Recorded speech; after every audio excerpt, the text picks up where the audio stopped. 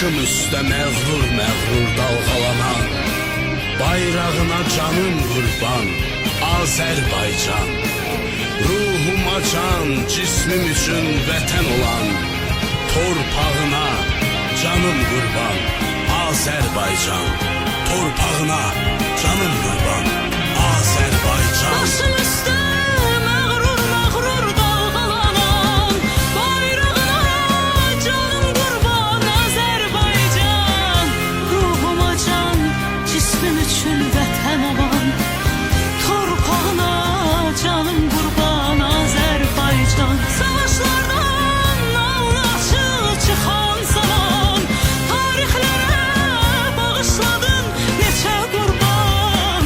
Hər qonşuda bir parçası əsir qalan, torpağına canım qurban Azərbaycan.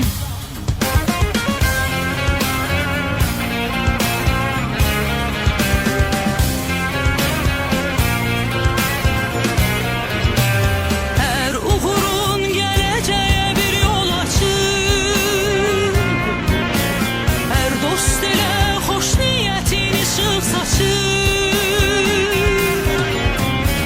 Hər millətə, hər məzhəbə isti açır, qucağına canım qurban Azərbaycan. Neçə gizli sərvət yatır qucağında, neçə ölkə od aparır ocağından.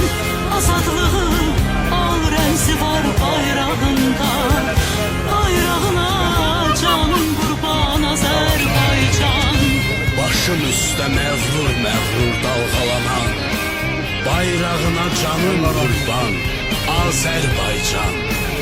Ruhuma can, cismim üçün vətən olan, torpağına canım qurban Azərbaycan. Torpağına canım qurban Azərbaycan. Başım üstə məğrur məğrur dalğalanan, bayrağına canım qurban Azərbaycan. Ruhuma can, cismim üçün vətən olan,